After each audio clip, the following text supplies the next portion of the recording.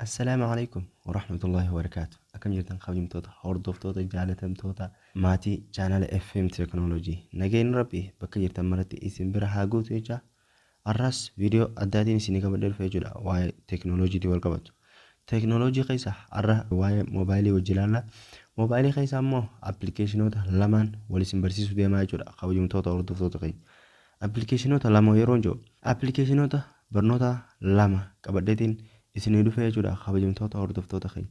Keessattuu viidiyoon irraa kun warra barattoota ni fayyadaa jeetee yaada kabajamtoota hordoftoota keenya. Appilikeeshinoonni lameen kun jechuudha yoon isinii irraa tuttuqe appilikeeshinoota maatisiidhaan wal qabatanii jechuudha kabajamtoota hordoftoota keenya. Kanneen birootillee guyyaa biraa qabadheetiin isin dhufee jechuudha. Appilikeeshinoonni lameen kun salphumatti jechuudha baay'ee isaan barbaachisanii saffisaan dalaganii offline jechuudha ammaasi. Kanaafuu viidiyoo kana hamma dhumaatti daawwadhaa irraa fayyadamtanii jechuun dhaamsa keenya kabajamtoota hordoftoota keenya. Egaa kabajamtoota hordoftoota keenya osoo viidiyoo keenyatti hin seenne jechuudha. Viidiyoon kun akkuma isin barbaadaa turtan jechuudha. Namni biraa barbaadaa jira waan ta'eef isaan biraa akka nu geessuuf laayikii tuqaa viidiyoo kanaaf laayikii kana isin jenna. Akkasuma chaanaala kana jajjabeessitanii nu cinaa dhaabbachuudhaaf subscribe godhuun maatii chaanaala keenyaa tahaa isin jenna. Viidiyoolee adda addaa waa'ee teknooloojiitiin wal qabatan yeroodhaan argachuudhaaf jechuudha kabajamtoota hordoftoota keenya. Kana waan ta'eef osoo yeroo teenye firra hin gubne waliin gara viidiyoo teenyaa seenu.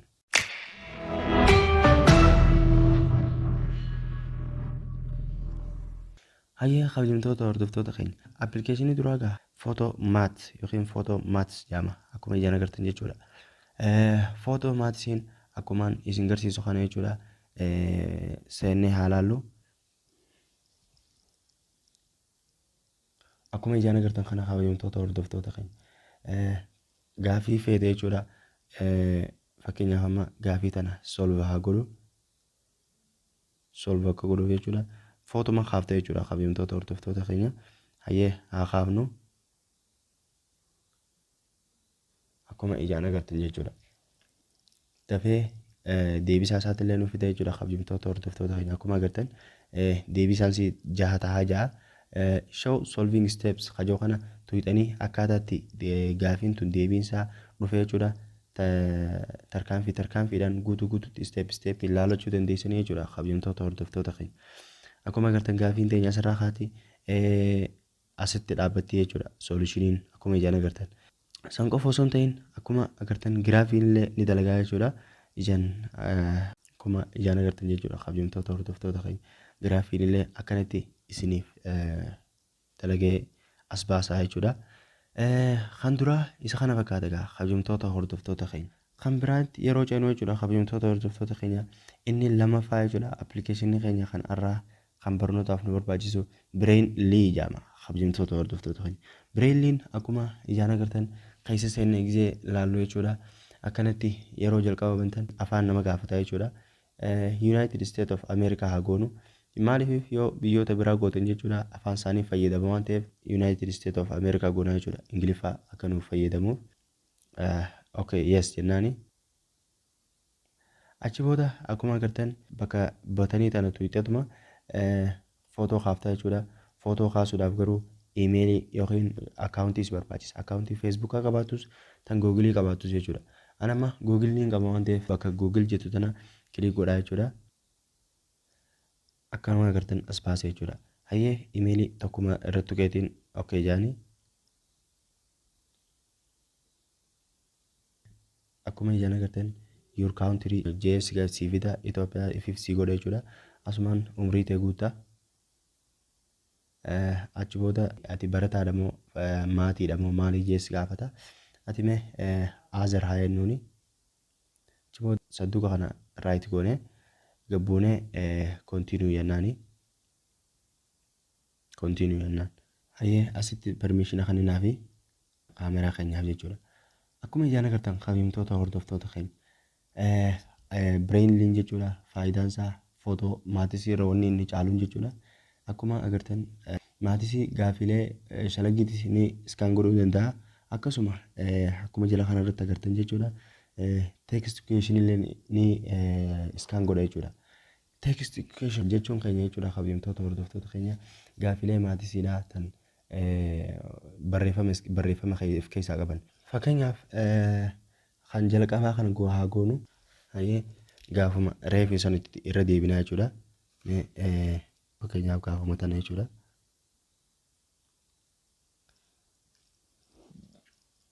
Akkuma agartan gaafiin tanaa jechuudha.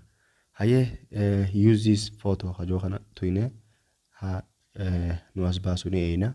Akkuma agartan kabajamtoota hordoftoota keenya gaafiin ta'e tanaa siin jaa solushiniin ammoo asii gad jira jechuudha. Gaafii takkitti tanaaf jechuudha deebii hedduu si kana deebii gosa adda addaa jechuudha.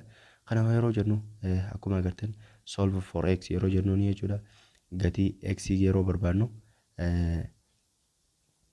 akkanatti nu kaayaa jechuudha kabajamtoota hordoftoota keenya akkuma agartanii kana jechuudha. Akkuma application reefuu sana irratti isin agarsiisetti step si kaayaa jechuudha kabajamtoota hordoftoota keenya akkuma ijaan argaa jirtan jechuudha. Karaan biraa kabajamtoota hordoftoota keenya akkuma agartan isa lammaffaa kanaa jechuudha. Inni lammaffaa kun akkuma ijaan agartan scan text question jaa. Akkana gisee kaafne booda gaafii tanarraa hageessinuu fi gaafii tanarraa hageessinuu jechuudha. Use this photo hayannuuni. Akkuma agartan kabajamtoota hordoftoota keenya deebii nuuf fidee jechuudha. Asirratti gaafiin keenya kunoo akkuma agartan kana jechuudha. Deebiin keenya kunoo akkuma asii gaditti agartanii jechuudha kabajamtoota hordoftoota keenya. Akkuma agartan deebii isaa gisee laalluu jechuudha. Kunoo akkuma asii gaditti agartan kanatti deebiin isaa isa tokkoffaan jechuudha akkana fakkaata. Deebiin isaa inni lammaffaan jechuudha akkuma agartan deebii gosa adda addaatiin nu dalaga waan ta'eef akkuma ijaan agartan kana kabajamtoota hordoftoota keenya akkuma asirratti argaa jirtanii kana jechuudha kabajamtoota hordoftoota chaanaala FM Teknooloojii. Egaa kabajamtoota hordoftoota chaanaala FM Teknooloojii viidiyoon har'aaf isinii qabannee dhufne kana fakkaatti. Viidiyoon kun akka isin tole isin gammachiise akkasuma irraa baratan abdii guutuun qaba waan ta'eef viidiyoo kana like godhaa isin jenna irra deebinee jechuudha. Akkasuma chaanaala kana subscribe godhuun nu cinaa dhaabbadhaa. Yaadaa fi gaafii yoo qabaatan karaa koomentiitiin nu barreessaa isin jenna. Hamma viidiyoo biraa tan teknooloojiitiin wal agarrutti assalaamu alaikum wa rahmatullahi wa barakaatuh.